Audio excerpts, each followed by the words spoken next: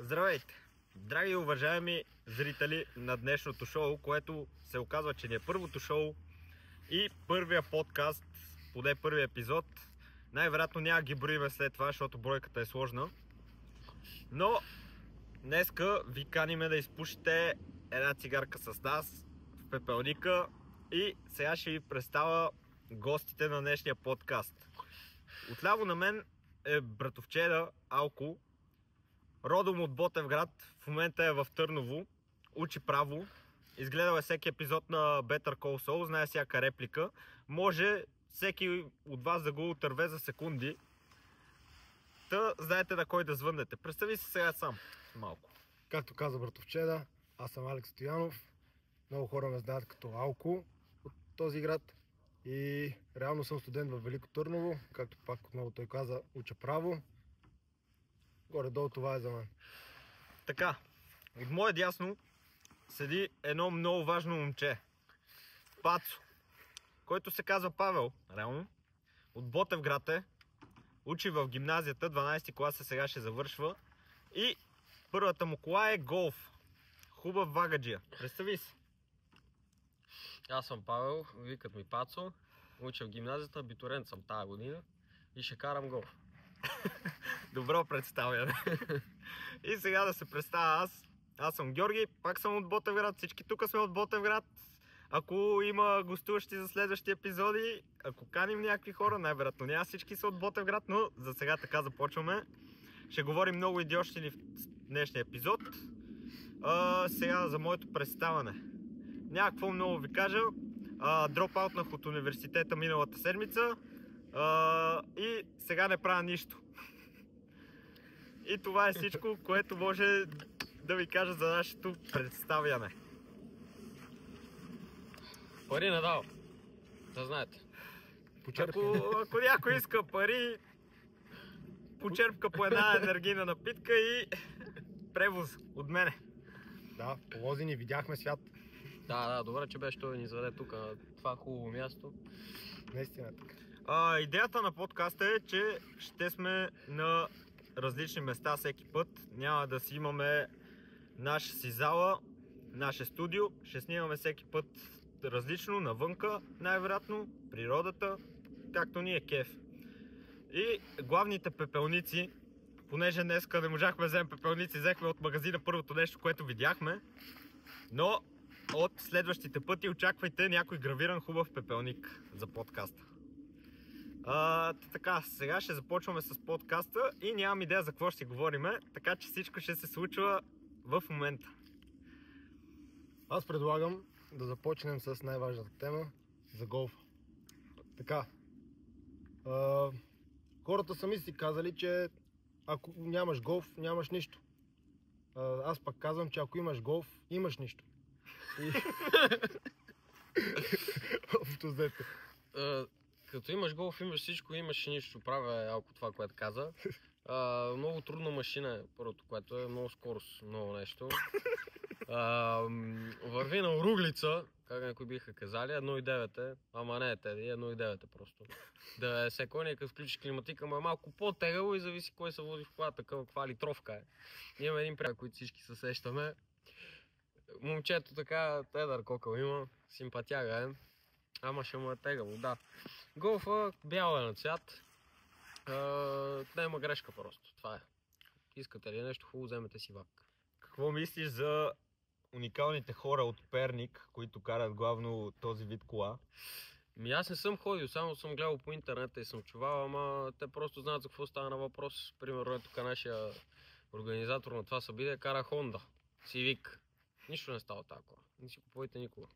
Нема да се разберем така добре. Той има тимърни, ти имаше помежду другата. Двама караме Civic, така че... Са, японски са, няма проблеми, сега движи от точка А до точка Б ще стигнеш. Тя са тя да кажат, аз не знам поне, ама... Това, което мога да кажа за Civic е... Вънка се чупи, вътре държи. Японка. Немците, вънка са добре, вътре трошат се. Още по-добре. Аз нямам мнение по темата, защото моето се троши и вънка, и вътре, и навсякъде се троши. Но Има ли желание и начин ще се намери, винаги колата е в движение. Ако мога така да кажа, силно... Това не е точно... Аз съм обърках. Както вика братчеда, имаше един комедиант, който казва: има ли желание, има и начин. Понякога няма и начин. Така е, така е. Ама рака се троши с пари. Затова главното нещо, което мога да споделя с вас е: радвайте се на каквото имате, забавлявайте се и да не ви пука. Точно така. Но то в една кола какво трябва да имаш работа? Само моя голф е колко в сравнение с вашите. Вие имате някакви бордови компютри, па да гледаш колко разход, па колко мога да изкара такова. Аз имам климатик и един часовник, който не работи. Ти мога да не работи, но според мен всеки според нуждите си. Има хора, които обичат да карат по-бързо, има хора, които не ги интересуват толкова скоростта, колкото относно лукса в колата. В смисъл, както ти казваш, да има компютри, да има някакви работещи неща, круз контрол, 3-то, 5-то, 16-то. Хубаво е да има такива неща, но аз примерно съм от хората, които предпочитат, като се качат в колата, да е рязка. Веднага да пълни километража, веднага да пълни оборотомер.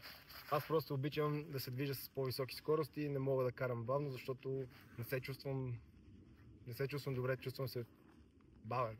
Смятам, че главната част от младежите го разбираме.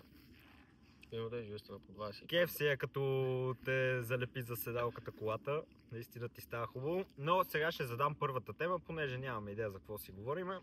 Искам първо да обсъдиме това. Какво мислите за новата ера, за по-малките в момента, за дигиталната ера, начина ние как сме излизали преди и сега те какво правят, си играят на компютрите, седят си, говорят си, не мога... Примерно, ония ден се говорихме едно нещо. Ние като малки излизахме, викаме, крещиме на терасите на децата, техните да ги пускат, те са ги наказали за 2 седмици, ние им крещиме, 10 човека се събираме да мога ги изкараме. Сега децата си пишат по едно съобщение или си извънкат онлайн и си говорят там и не излизат. Какво мислите относно този въпрос? Според мен лично това е много голям проблем, защото децата нямат, днешното поколение, поне по-младите, съм забелязал, че нямат желание да спортуват, нямат желание да излизат, нямат желание като цяло да правят нещата, които ние правихме. Да излизаме до късно по беседките, да си запалим огън, да правим тия бели, които сега ги няма. Реално аз съм излизал с колелото, ходил съм на всякакви гледки. А на тях това не им е интересно. Примерно, както сега ние станахме, нали, реално ние идваме с колата, но преди като по-малки ставахме с колелата, возим се 3 часа нагоре по Бейра, направо ни паднат краката от въртене на крубелите. И отиваме там, 2 часа се опитаме да запалим огън, виждаме, че не става и си тръгнем по пикани, но сега поне ни е забавно, като сетим за тия истории. Докато тях не ги вълнуват такива работи, на тях им е по-добре да излезат пред блока и си цъкат Майнкрафт на телефона. Това е нещото. Аз мисля, че малките ще го усетят като малко напреднат с годинките. Не, че ние сме много възрасти, ние сме на по 20 години. Аз съм на 18, средно. съм най-малки. Той е на 18, ние сме на по 21, 20. Матия сега, извинявай, ще се прекъсвам, ти за место колелета има тротинетки. Да, електрически тротинетки. Тия къде... Ема па става тротинетка, не мога да се качиш Сега ще говорим и по този въпрос. Така е. Значи, главният проблем е, че те наистина ще усетят след време, че те нямат никакви спомени.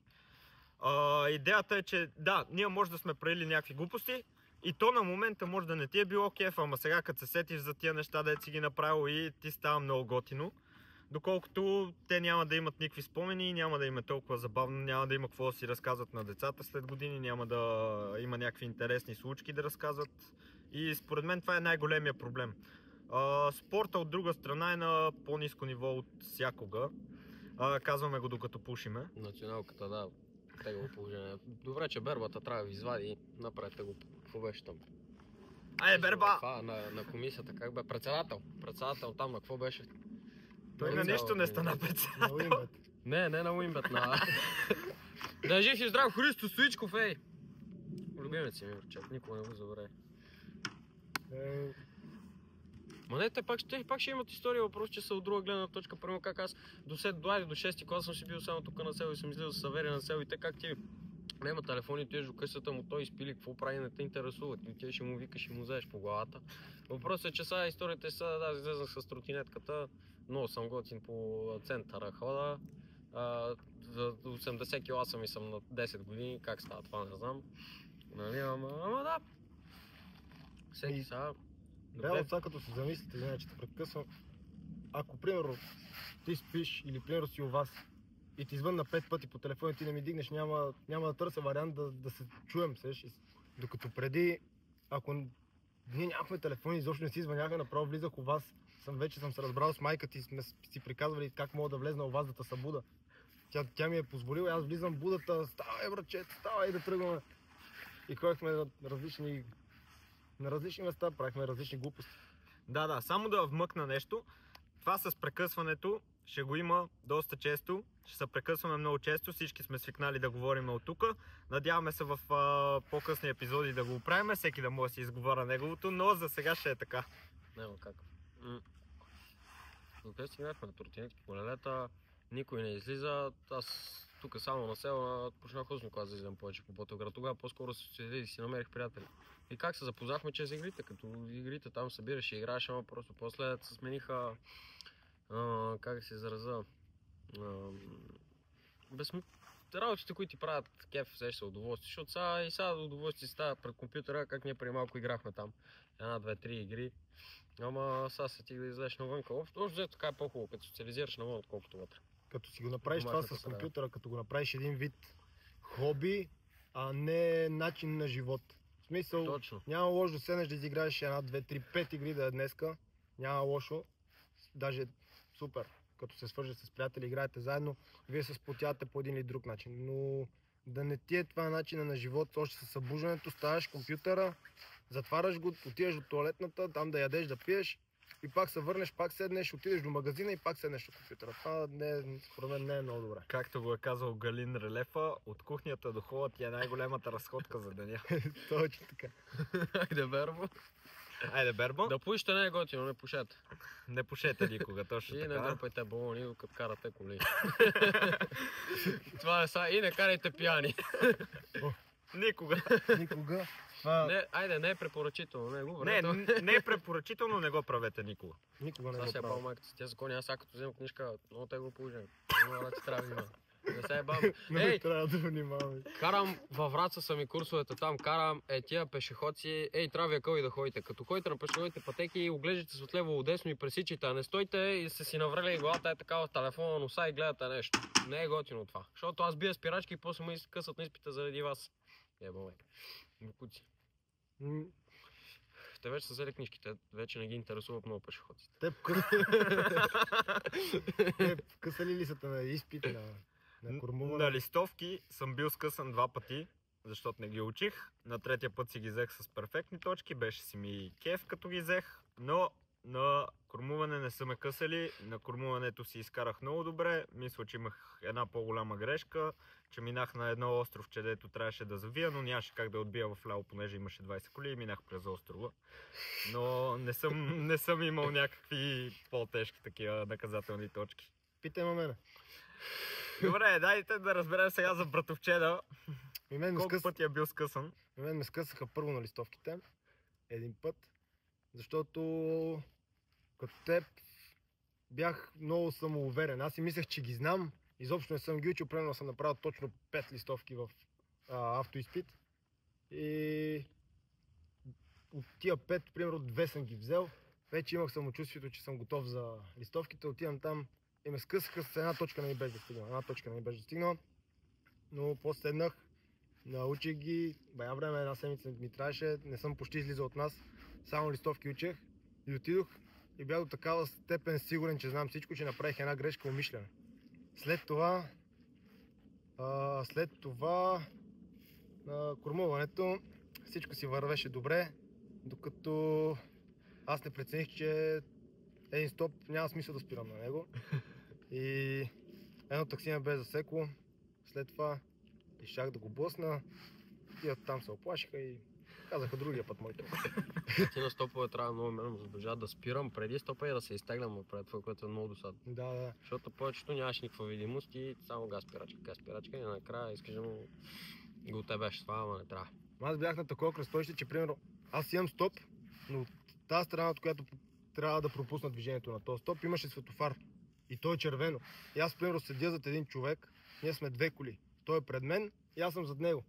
И седиме сигурно да изчакаме да стане светофара червен. Той тръгва и аз просто тръгнах по него. Не, че не съм спрял изобщо. Имам едно искане от всички зрители, които гледат това нещо в момента. Както ви казахме, повечето пъти и даже винаги ще сме най-вероятно някъде навънка, по природи, по такива места, така че давайте идеи, лятото може и на плажа. Някой път, ако са затворили някоя улица, може да седнем на улицата и да ги говорим тия неща. Каквито идеи дадете, най-вероятно ще ги направим, ние сме идиоти. Казвайте в кой град да дойдем. Където кажете, ще посетиме, ще направим подкасти там. Ако трябва да е пред блока, ви ще дойдем пред блока. Няма проблеми.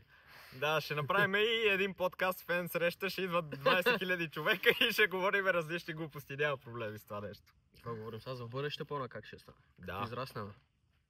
Да. Много хубаво, много студено сега навънка, декември месеца. Няма снег.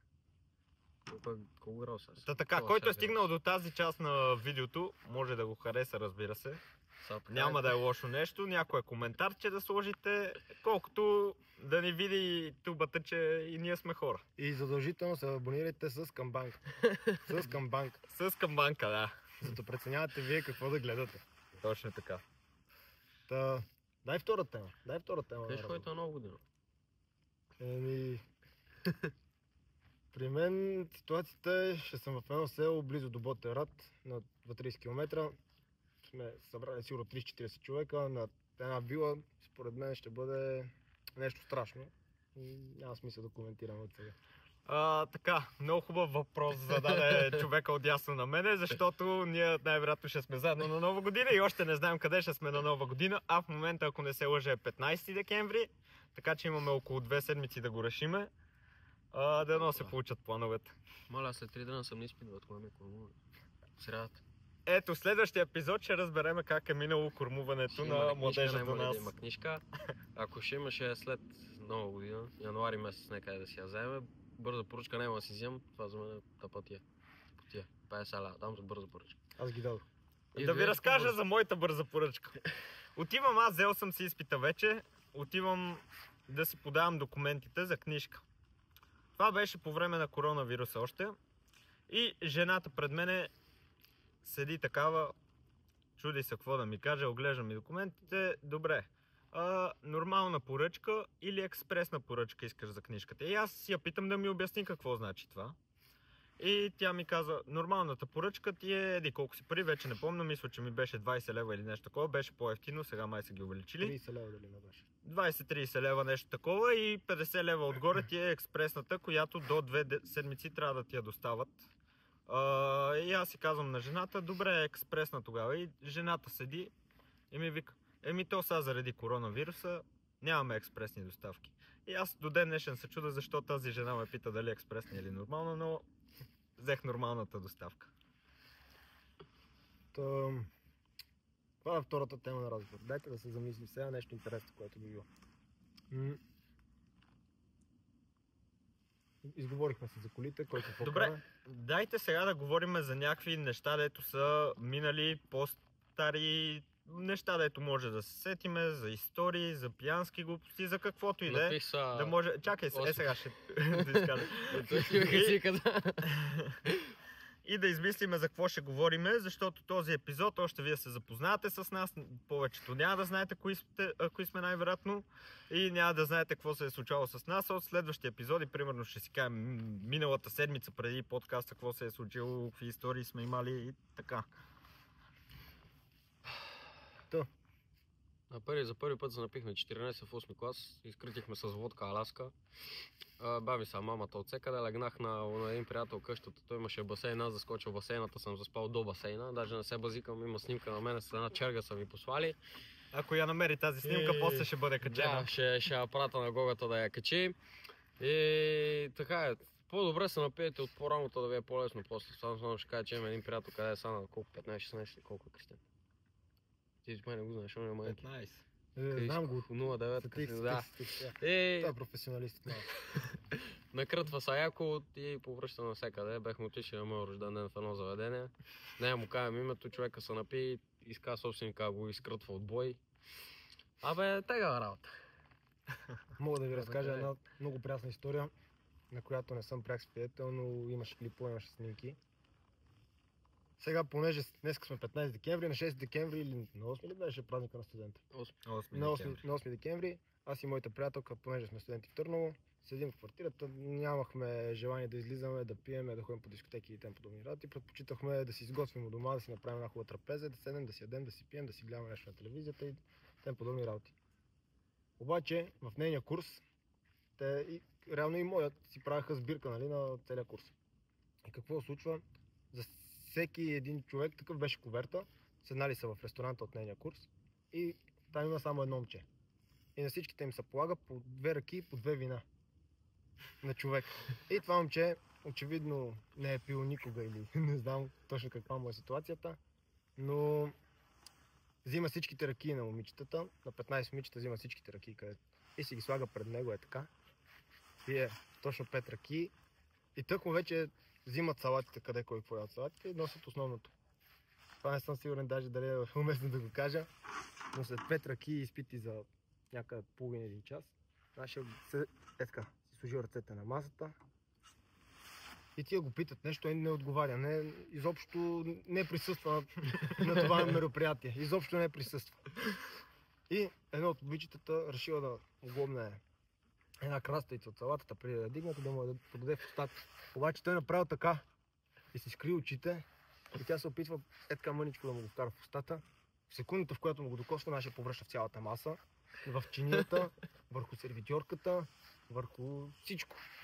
И познайте от тук насетне дали е останал, дали целият курс е останал, дали са ги изгонили, дали не са ги изгонили.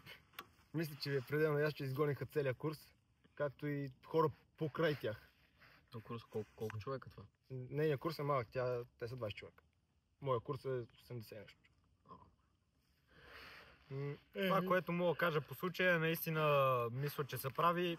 Ако пиете като по-малки, ако вашите приятели пият, пийте си, това след време изчезва, защото това наистина е така. Ако започнеш откъсно да пиеш и ти хареса, най-вероятно ще си станеш алкохолик през живота. Ако от малък си свикнал и ги правиш тия неща, после няма и да ти се пие толкова. На Балканите сме такива хора, че ние си почваме да си пием на 12. Да, то е нормално. Вече сме преодоляли проблемите с алкохолизма на 20-22. Трябва да го спирам на 15, че ми стана.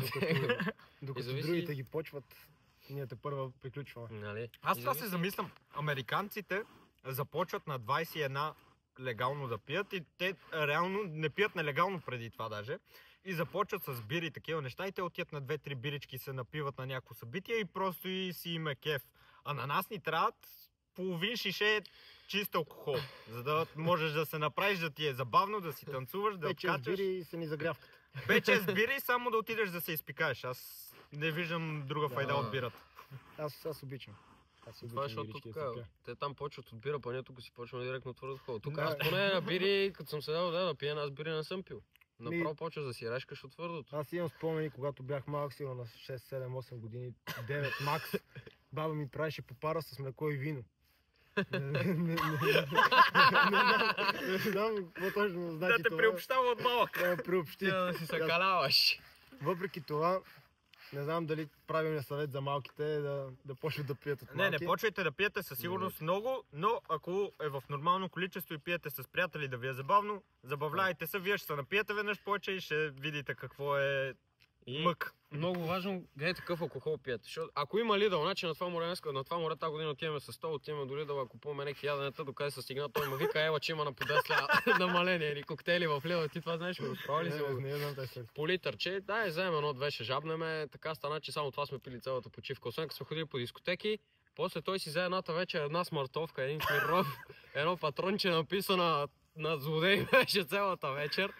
И аз на тези коктейлчета редовно по 1 литърче, всеки от нас си пиеше за разгрявка само. Така, без реклама, смъртов не пиете. Личен опит. Аз не трябваше май казвам Lidl, да. Няма значение. Да. Супермаркет. Известен магазин, да, в България. Син-оранжев. Най-вероятно, ако не забравяш е кътното. Не дайте, да. Гледайте какво пиете, че... Не е добре. Наистина това море беше уникално пазаруването ни. Отиват няколко други момчета и веднага почват да жабата храна, такива неща. Ние с него само го вкарвам в магазина, аз съм гол още с банския. Той беше и изгорял. Да, и съм изгорял целия, съм на не знам какво. Буквално бях като шамандура, като съм във водата, хората като ме видят и се страхуват да влезат по-надълбоко. Си мислеха, че аз съм с шамандурата. Влизаме в маркета и отиваме веднага в края на маркета. Аз направо си го фащам за ръчичка и го дърпам. Отиваме, взимаме 3-4 литърчета коктейлче, майтай и... Майтай, какво друго пихме? Майтай и... Да не е майтай. Не, майтай беше. Само майтай. Майтай. Майтай е друго. Едно сета прави на буздуган. Майтай и нещо червено пихме, но какво беше? Не знам. Sex on the Beach пихме, да. Да. И още от първия ден си го вода там и всеки ден си взимаме по 2-3-4 такива и си ги пиеме двамата и си ни е кеф. На плажа имаше така, тя там вече тръгат събират багажа, ти тогава даже не знам дали беше там, ти си беше тръгнал първо. Както я всеки събира багажа, имаше половин литър от това коктейлче и по един спрайт цял такова голем и аз си го изпих, нали, да не ми тежи на мен и после се прибрах. Спи се, много хубаво се спи. Да ви кажа. След един литър коктейл, после с дискотека си бомба или на бар да ходиш. Дайте да кажем за първото ни море с приятели. За първи път, когато отиваш. Аз си спомням, примерно, за моя първи път, когато отидох с компания на море. Ние сме на не по-голяма възраст от 16 годишни. И нямаме много пари. Смисъл, ти и да искаш няма. Какво са ти дали вашите, къде какво си изкътал малко, от тук, от там. Само си спомням, че както с вас, първото ни влизане в магазина, всички вече, момчета, момичета, всички се втурват да гледат каква храна, какво ще купуваме, какво ще ядем, да не умрем от глад. Аз викам, хора, ние пари за пиене нямаме, вие храна ще купувате, хлеб ще взимате. Смъртов ли ще пие? Не, аз винаги съм внимавал какво точно пия. Гледах да има пари за по-хубав алкохол, за да мога да се напием хубаво, а не да си вземем водка от 15 лева. Пак може да накрити с него, то не пречи. Аз гледах да се прекарам хубаво. Моето първо море беше на лагер. Бехме на Далокария на Нормата. На лагер на Приморско. И то там всичко подсигурено, нали, храна, ама как ви калко нашите машина ме бяха поглезли тогава, 5 лева ми дадоха. За цялата седмица. Ти си бил цар. Баровец, човек. Тя водки, викам, какво водки, дайте взема на уиски, аз като тарикат бех си взел един джак 50 лева. И в крайна сметка аз само от него да си пия, та се накритих. Та всички го изпихме както и да е. Та после в дискотеката не знаеш какво става просто. Там пиеше една водка цялата вечер. Кой клас си бил тогава? Девети клас, може. Значи най-вероятно сме засекли. 2021 беше. Ти си бил в УКТЦ-то тогава. Да, аз бях в УКТЦ-то и отидохме с гимназията. Гимназията? Гимназията, точно води ли ги тогава? Да. Това беше май последната година, която ги водиш. Бях аз и помня, че тогава имах един период. Аз си бях взел за 10 дена 7-8 кила ракия. Си я бех вземал в куфара и някъде на 7-я ден вече нямаше какво да се пие. Точно тогава, защото аз колко на теб си дали 500 лева, на мен са ми дали примерно 200-250 таван. И примерно съм имал скътани още 100. И това там имахме много инклюзив, ушким, отвратително. Не съм ял, човек, аз. Не знам, аз имах чувството, че нарочно я правят храна толкова гадна, за да не се яде. В смисъл, човек трябва да се постарае, за да съсипе тотално пържени яйца, примерно. Значи казвам ти, че пържени яйца не мога да си глобнеш да ги опиташ. Отвратително нещо. Краставици, домати, само такова ядох. Пържените картофи, ние влизаме вътре и гледаме как ги пържат на момента. Просто ги слагат в фритюрника и всичко. И бяха отвратителни. Разбирате ли какво значи отвратителни? Место всичко беше отвратително. Не знам какво точно и как го правиха, но съсипаха бъркани яйца. Тотално ги оклепваха. Хотела от храната от хотела не е въобще хубава и аз така имаше даже някакво сирене, брат, от това сирене ставаше за нищо от него на кръстици, на домати и на сол, това надуваш, ама по едно време ти там сме колко 9 дена ние бяхме поне. Да, 10 не бях. Толкова, брат, ама то вече на третия ден то ти втръсва, разбираш, ти не мога го гледаш това вече, това и отиваш навънка, ядеш, това е положението. Какво ядеш? Бургери и дюнери. Това е. На ресторант, кой ще ходи се на ресторант? Това си е най-нормалното на море, да отидеш и да ядеш джънк фуд по цял ден. Да. Ясно си е. Ние даже тази година ходихме в външен ресторант даже. Къде бяхме на Созопоката, да. И то вика, че бюджета му е намален и какво да направи човека, ми вземе един голем джак с лед, ако може, и една количка. И после така. Те не можаха да си доядат повечето неща, аз си капах спокойни да сте. Не съм останал гладен. Искам, добре, те си разказаха първите им морета с компания, аз за първото ми море с компания не мога да я разкажа в момента тази история, с повечето сме изпокарани, не се познаваме, така че ще я изпусна за напред. Но първото ми море с този братовчет или първото, което помня с него. Вече като по-големи или? Да, то не беше първото. Значи, може и да е било последното, дето сме ходили. Имаше един агент по-възрастен, 40-45 години и са се напили всичките. Ние сме отишли с семействата ни. Аз и той сме братовчери и сме заедно там. Има и още на нашите години. По 40 години, по 40 човека. Да, събрали са се 34 човека компания и сме в един и същ хотел и ставам мазал по цял ден. Те са се напили, той тогава още нямаше 18, аз имах 18. Баща му ми каза, не му взимай алкохол, аз по едно време ми беше гадно за него. Той седи и гледа с едни жални големи очи. Викам, айде. Помниш ли? Ти ми викаш, баща ти ми е казал изобщо да не ти купувам никакво пиене. И аз викам, как ми купуваш пиене? Божухме да закараме. Началото ми скърца се с зъби, ама няма, викам, не е ли то срам ти да пиеш? Ти да пиеш, аз да те гледам. Това прилича. Това е верно, той ми е разправил много такива истории с малко деца прели на матракаша. На това момче на морето му се случват най-невероятните работи. Ще има доста истории за моретата, уникални морета, но сега ще ви разкажа точно за това море. Една вечер са се напили всички по-възрастни мъже от компанията, са се направили матракаш. И ни изпращат за дюнери. Един от тях ни казва, искам много люто в дюнера. Ние се викаме сега с Алко, Сало бабе майката, ще им кажем на тия да му сложат цялото люто. Отиваме в дюнерджийницата, правиме всички нормални дюнери, ние почваме да си хапваме, мен не ми харесаха толкова дюнерите, ставаха. Ти пропускаш една малка част. Аз на моя казах с много малко люто. Да. С много малко люто. Но наистина на тия хора, лютото ми, значи сложиха ми толкова, така толкова. Лютото им беше адски люто. Разберете, по-люто никога не съм ял. Но една капка размазва ти на целия дюнер, леш, адски люто. Направо беше на буксир. Да. Направо цвърче не мога да ям. И вече сме му взели на този човек дюнера, като отиваме там и една жена, която се разбираме с нея. Тя в момента, в който й казаха много люто и тя вика, какво значи много люто, защото и една лъжичка е много люто. И ние казваме, той ни каза да го напълниш и тя пълни лъжици так. Та лъжица като черпак беше. И си ги пълни. Так. Сигурно служи 4, 5, 6, не знам колко служи, ма бая служи. Наистина. А ти от една капка такова, ти се подлютава вече. И му носиме дюнера, той не знам дали е бил на такова ниво пиян или не усеща люто. Ама най-вероятно е мъртъв пиян, просто и не знае къде се намира. Даваме му го този дюнер и той вика, нали ми турихте люто? И ние казахме, да, и се усмихваме, подхилкваме се такова. Хапва 2-3 минути. Ние очакваме, че вече е почервенял целия, не знае къде я гледа, след малко ще ходи в басейна да охлади. Браче да вика. Абе, нали ви казах люто битурите, бе, какво ми е толкова сух дюнера? Вика, много е сухо.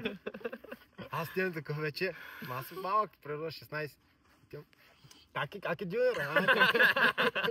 И той седи и вика, много е сух. Люто сложихте ли? Как се дадете дюнерите? Значи толкова малко люто. Ти как го ядеш? Не знам как го ядеш. Аз, значи, лятото ям без люто, зимата ям с люто, винаги без зеле и без лук. Останалото всичко на макс.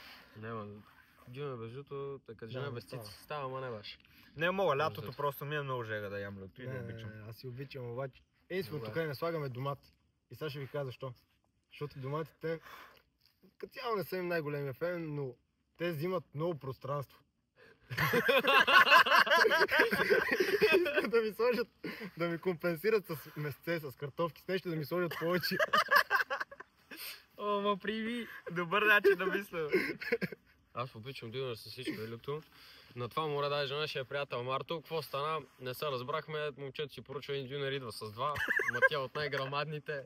Хик сяло, какво стана? И ние викаме, какво стана? Аз му викам на един дюнер на мония ми подава два в ръцете. Ги взимам. Има си ги взяли човека. Сега с люто с... Плати за един дюнер само. Тия казахстанците не го разбраха. Те бяха някакви казахстанци. и само един е българин и той му вика one, two, он му вика и той не знае какво и направо си му дадоха 2 дюнера, 2 хиксела, той си плати за един, вика някой ще го яде ли? Всички от нас сме се наяли, никой не ще го яде. Човека си Изяде си ги накрая май. Не съм Като сигурен, първия но си ги пич. хапна май. После ходи да си лега, ама той не идва с нас май по барове, такива работи. А не, дойде едната вечер. буквално. Дойде за бързо и си тръгна. Да, нещо не му беше добре, на другия ден играе казино на плаж. Както и да е, врати машинки по цял ден, научи се да плува горе-долу. Или както той го казва, да флоутва. Да левитира във водата. Я кажете сега, какво е мнението за казиното? Защото, примерно, знам, че един от... Аз съм играл 3 пъти. Аз знам, че тук от един седящите е имал период, в който си е обичал казиното. Аз, примерно, винаги съм бил твърдо против. Играл съм няколко пъти, просто за да видя какво е, така и не ме грабна. Това е много хубаво, че не те е грабнал. Ако се чудите за кой говори за мене. Имах много проблеми с казиното. Играл съм 2 години супер много казино. Най-вероятно съм набил един апартамент в младост.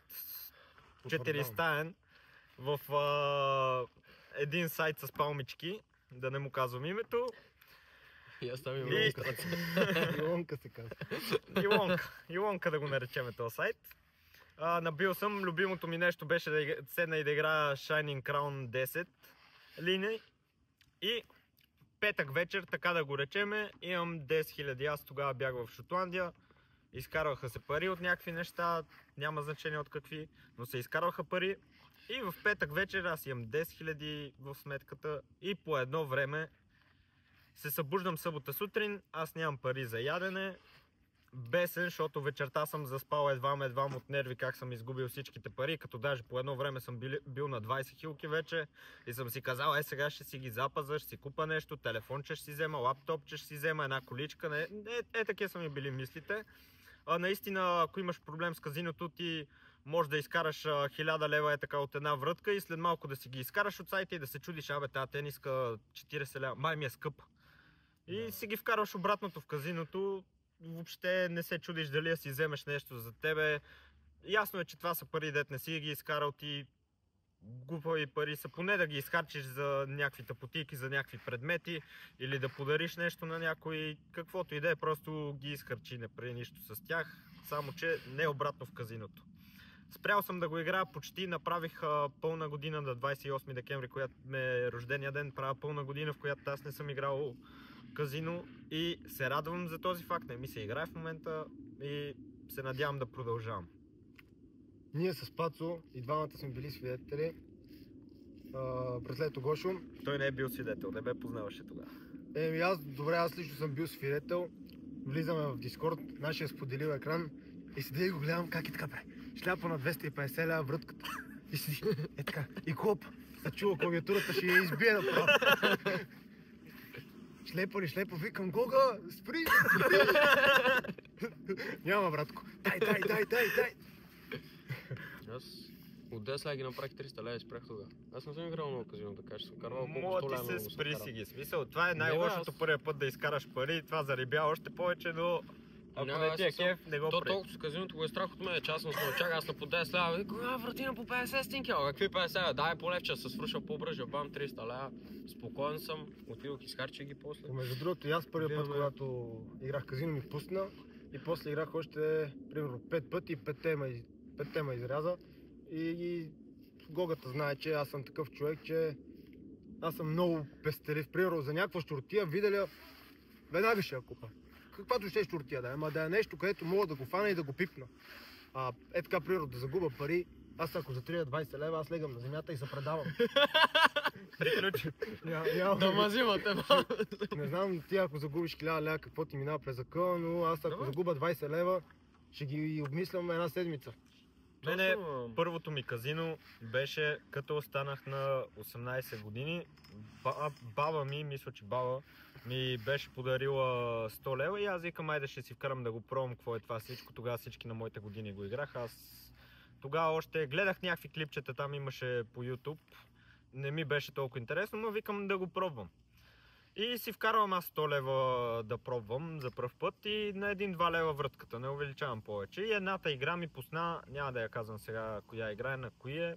Едната игра ми пусна 900 лева от левче врътката и аз много се подкефих. изтеглих си ги, след което... Пробвах да ги изтегла, верификация ми искаха, аз тогава не знаех, че има такива верификации по сайтовете, неща. И аз си пращам снимки там, лични карти, какво ти искат и то минава 10-20 минути, вече не са го верифицирали, бавеха се. Викам, дай да ги пробвам да ги вдигна до 1000 поне. След точно 23 минути аз имах 0 лева в сметката и бях доста тъжен тогава първия път, но се изкефих, че първия път изкарах 900 лева и след това продължих така примерно веднъж на месец, 2 пъти в годината, даже да е било да си игра казино и вече като отидох в Шотландия, тогава се разлях. Всеки ден играх поне по 5 часа. Добре, как си играш казино 5 часа? Не, това е дженен въпрос, как се и шляба, аз примерно за 10 лева толкова, аз даже не ми покажа, защото те са малко само пари. И то като ми пусна, после даже не съм се чудил дали да продължавам да играя, но просто си казвам, не, ето е. То това е идеята, че то те зарибя по едно време и ти седиш и си мислиш само лесни пари, лесни пари, лесни пари. Ти не седиш и си мислиш, че ще ги изгубиш или не седиш и ти е забавно от играта, какво ти прави. Мен не ми пукаше коя игра играех. Аз просто Shining Crown 10-ката си бях седнал да си играя и не мърдах от тази игра. Не ми пукаше каквото ще да игра, аз не съм го приел за интереса. Мен ми беше парите, просто ми ставаше това чувство, което е в корема и се чудиш ти дали ще изгубиш пари или ще спечелиш и ако не си тъп, ти е ясно, че най-вероятно ще ги изгубиш и те боли корема през цялото време, това чувство ми харесваше. Не знам дали е адреналин, страх или какво е, но се надявам да не го изпитвам повече това чувство, точно за казиното. Първо мога поработя тогава играта, аз това лесно цялото работех и сега наемник спестяваме. Черната вечер на морето, сколко 100. Абе, тръгвам с портмонето, вътре 150 ще се ля. Викам си, добре, няма ги харч всичките, на другата сутрин се събуждам, ние 1 лев в мене, не? Всичките в дискотеката ги бех по.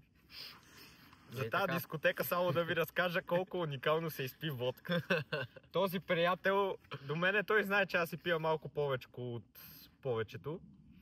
И всички го пиеме, ама той е спирт, смисъл в дискотека. Водката ви е ясно, че не е истинска водка, а си е спирт. Болест.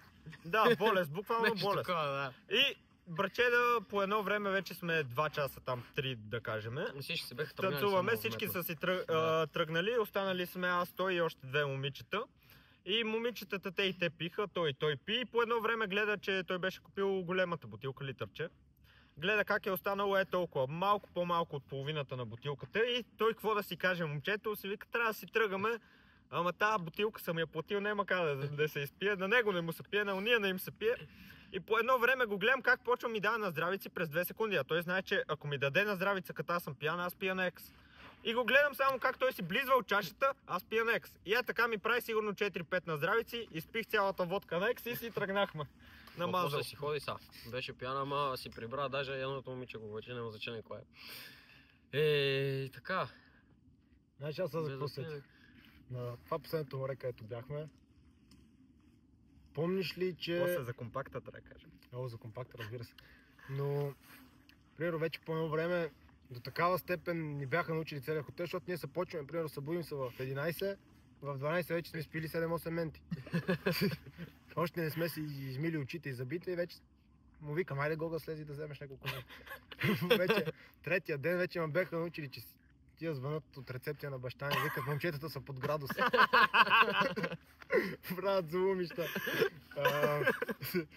Но вече в последствие, третия-четвъртия ден ме научиха, че вече аз си пия. И горе-долу ми даха от бара. Аз си бях намерил моите хора, имахме си приказка. Но добре, нали, вече мога да пия, обаче има един друг проблем. Баща ми постоянно ме гледа. Пия ли, не пия ли, какво правя? Той категорично ми е казал, ти нема да пиеш. Викам, добре. И седаме с Гогата вече една идея по-скришни. Пием си. И какво става? Баща ми, някой пак му казва, че сме се напили. Идва, лови, има 2 шамара. Такива за уважение. Качваме се и той ми вика, заключвам те, вика сега в тази стая и няма излизаш. Викам, добре. Не помня, верно ме бе заключил. Гогата ли дойде с ключовете? Аз не отключих. Той идва и ме отключва. И първата ми работа, защото вече леко е почнал да ме пуска алкохола. Първата ми работа е слизам, звънам на баща ми, къде си на плаж. Викам, добре, аз съм в стаята. Отивам, вече полуприпаднал. Отивам на бара. Пак! Викам, ей човек, викам, прави ми нещо за разбито сърце. Една ще седи и вика, как така? Той те гледаше странно сигурно Да. 5 минути и се чуди какво му говориш. Как си разбито сърце? Викам, бе, ти чуеш ли ма какво ти казвам? Викам, нещо ми прави за разбито сърце. И той вика, сега вика, знам един коктейл, вика. И аз, добре, прави ми, сипва ми ракия, текила, водка, некъв сок, малко ми сипа, мента, Той джин, ти разби сърцето. всичко ми сипва. И аз си го пия едно такова, пия второ и сещам вече, някакси си ги представям вкусовете на алкохола, как да си ги смешам, за да станат cool. И помниш, че тогава се роди моя коктейл Ракия Sunrise. Обясни какво е ракия сърда. Ракия Sunrise е така, примерно 30-40 мл водка, ракия, малко текила, водка и доливаш догоре с мента и тогава имаш един сироп на киви, ликьор ли, сироп, не знам как се каже. Сиропче киви. Сиропче То си киви. бе добре. И това беше моят коктейл до края на престоя. И после, за зла участ, баща ми се връща. И вече представете си след 5 такива коктейла какво се е случвало с мен. В насипно състояние той вика, нема, вика, гоната от стаята. Вика, гоната от стаята, изчезваш, ти нема спиш. И тогава помниш какво случи? Тогава някакси вече отчаян, мъртъв пиян. Не знам какво се случва, няма къде да спа в този хотел. Тогава помниш, че се бех запознал с онова момиче с странното име. С странното име, няма да го казвам. Моделката. Не, няма значение. Май е тази моделката, ама това момиче, който беше много готино на външен вид, но имаше много странно име, което опоручаваше всичко. Няма значение какво е името, но тя си има приюти от тех. Всичко си беше под контрол. Аз помня, той тогава въобще не ни говореше и на нас, беше ни всичките отрезал и направо си бе решил, че ще си живее сам живота и няма се занимава с никого. Обаче сутрин, като вече, защото тя си е с техните, няма как да си легна до нея при техните в хотела, където сега се запознавам и вече към 4-5, вече не знам къде беха, нека да накупомни, не знам. Си ме гони, защото видиш техните са щели да си дойдат. И аз какво да правя, вънка е кучи в 5 сутринта. Звъня му на братлето Гошо 10 пъти, той не дига. Викам, не. И му продължавам да му звъня. По време дига, ало, какво искаш, бе? Какво си се развънел? Викам, трябва брат да пием кафе. Обаче той излиза, чакам го пред стаята, отиваме да пием кафе. Давам кафе машини, нищо не работи. И тогава помниш с кой запознахме? С Соня охраната, където имахме чувството, че бе на всичко. Той беше Всякакви субстанции. на всякакви субстанции, да. И той ни даде тогава бруталната бизнес идея. Помниш ли какво беше бизнес Не. идеята? Помня, че Вземам- имаше нещо такова, не помня какво. Взимаме, значи, преценяваме, че ще купуваме нещо, където хората имат нужда от него на плажа в горещо. Какво ще е това? Какво ще е това нещо? Бира. Отиваме, обикаляме всичките магазини в... Тогава не помня кой град беше, ама обикаляме всички магазини да видим кой е с 20 стинки по-ефтина бирата, къде, кое е най-ефтино. И намираме бира, няма значение каква, на 1,30 лв. Купуваме 20 бири, обаче къде ще ги държим? Отиваме при майка му, защото знаем, че има една ходилна чанта. Викам, не да слушай сега, ако искаш да изкараш някой лев без да правиш нищо, давай ми тази чанта. Тя вика, изчезвайте ми Тя от главата изчезна. и... Не, вика, няма и да ви даде дам. чанта. Тази чанта, вика, не е моя. Баба ти, вика, ми я е дала, а тя е вземала от една нейна приятелка. Какъв абсурд, вика. След вече 1-2 часа, къде сме я молили, помниш ли, че ни се довери и ни я даде тази чанта. Дава ни я, ние слагаме бирите, лед, всичко и обикаляме по плаж. На колко пари ще е бирата, не върви на 3 лева, не върви на 4, 5. 5 е добре. И обикаляме бирата, с бирата е така в ръка чантата, обикаляме, продаваме. Единствените хора, където си беха купили от нас, просто не защото им се пие бира ми, просто защото им беше жал. Даже на Ние първите бехме хора. категли прошлаци. Стъклени шишета или... Да, стъклени, да. А, добре. И слушай, какво става? Първите хора, където ги виждаме, обясняваме биричка да си купите така, аз, понеже мен по-не ме е срам. Към бирички! Креща там, измислих с някакво съчинение, разказвах си го. И тия хората само ни виждат, викам, искате ли биричка, а? И тия викат, колко парички? И аз викам 5 лева. Дават ми те 5 лева, тръгвам да им дам бирата, те викат, не. Това е някаква добра каза, сигурно. Не, събираме то периодата си. Цялото нещо беше, че аз бях Благотворителност. спечелил едни 600 лева и ги имах в картата ми. Аз не си знаех пин кода на картата. И тия пари мога да купувам неща безконтактно мога да си купуваме някакви неща, но няма как си ги изкарам да имаме пари. И ние се чудехме такава схема да изкараме парите, да можем ние да си имаме пари. И ходехме по магазините, цак картата, нещо под 50 лева, защото тогава ми исках пин над 50 лева за безконтактно, сега вече на 100 са го направили май. И безконтактно си купуваме бирички, 2-3 магазина минаваме, купуваме различни бири, пълниме чантата и отиваме. Това е още вечерта на първия ден. Вечерта на първия ден ние отиваме на плажа, някакви хора се разхождат. Ние първоначално мисля, че не беше на 5 лева, тя беше на 3 или 4. Просто... Не, слушай. Първата жена, дето мина, и тя и викаме 3 или 4 лева, и тя вика имам 5 и ние нямаме ресто, ти върнем и си взехме 5 лева. Тя вика няма проблеми. И от тогава почнахме на 5 лева да я продаваме. На следващия ден излизаме вече на плажа сутринта. Не помня даже дали мисля, че един човек си купи бира пред цялата сутрин. То си бе тегава жега. И какво да правиме? За зла участ. За зла участ отиваме малко по-напреде. На първа линия, естествено. На първа линия, на хубавото. Аз крещали. Отиваме на шезлонзите, дето хората знаем, че имат пари за чадъри шезлонг. Ще си вземат и една бира. Студенка. Идва един така малко по-тежко ходещ, с големи рамена, ама дебеличък. Какво се оказва? Той направо взима чантата и вика, аз съм тук това да държи шезлонзите. Не знам какво е. Концепционера на плажа идва и вика, чакай малко, вие какво продавате тук? Какво правите? И аз викам, бира продаваме, защото аз не знам, че не може. Викам, продаваме си бира, що? Той си вика, вие знаете ли, че сега трябва да ви пиша глава 3000 лева, а? Аз викам, каква глава? Викам, я нямам базика. И аз, браче, тогава държи чантата. И вика, я да ви, ако има тук, право дърпа чантата така. И ние си го гледаме така. Викам, върни чантата, че не е наша да върни. Взимай бирата, да, чантата, това викаме. Вземи бирата, ще ти дадем оборота. Взимай всичко. Върни чантата, че не е наша, ще ни бият, като се приберат. Какво ти става, викам. И той седи и ни гледа, викам, няма да върна нищо и фана и стръгна. И ние с Гогата прибираме се, подритваме там някакво камъче, тъжни вече. Отиваме, разказваме на този човек охраната. Му разказваме каква е ситуацията. Помниш? Той беше мъртъв на всичко. Аз разхождам в хотела в 3 часа сутринта, той там седи, цъка YouTube. После мина в 11 сутринта, седи на същото место. Той беше по цял ден и цяла нощ буден. Той не спираше. Той беше на работа 24 часа, 6 дена подред. 6 дена, как сме били там 7, нещо такова. Той си беше там на едно и също место. И аз ти му казвам, нали, каква е ситуацията. Викам, гледай, какво стана, каква ситуация грозна. Той казва, как така, бе? Викам, аз ако съм викал на вас, ще му кажа, Мишо, давай чантата и бирите, че сега ще викна, вика, тате, вика, и ще ти е бе цялата, вика, майка, да знаеш, вика. А ние, примерно, тогава сме пишлегари, ние сме по 1,60 високи и двамата. И копелето си беше голям мъж тогава. Какво му каза навъпреки, нали? Ако ни лупне, ще паднем и двамата. И той вика, но той веднага вика чантите, че ще викна тати и ще е бе майката и ще стане тук само концепционер и вика ще разпродай в морето тата. И вече някакси така като ни го каза, ние не се бяхме замислили по това. И така като ни го каза, някакси почнахме...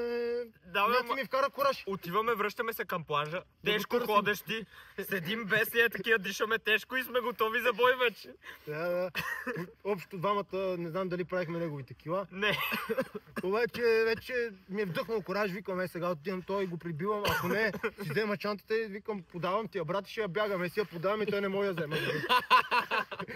Обаче чантата не е важна. Нема. Като го видяхме после втори път, се отказахме някакси. Просто, господине, дай да си ни върнете чантата, вика, ние ще платим какво трябва. Дай само чантата, другото, вика, няма, изчезвай там. И там насетне вече проблема ни става друг. Как ще съобщим това цялото нещо на майка му?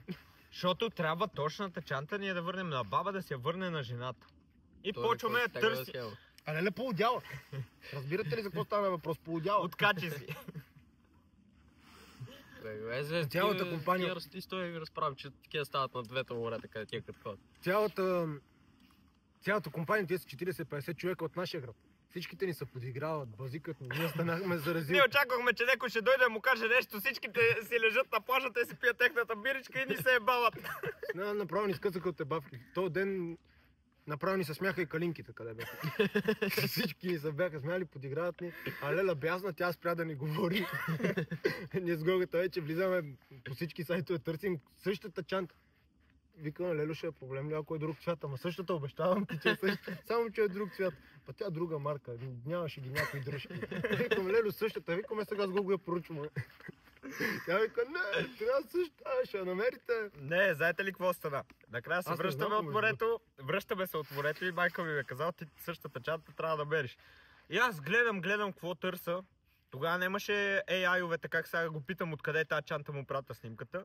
Нямаше ги тия неща и си търся някъде онлайн чанта и по едно време гледам, тя е на намаление в един голям маркет. Знаете го, синьо-жълт.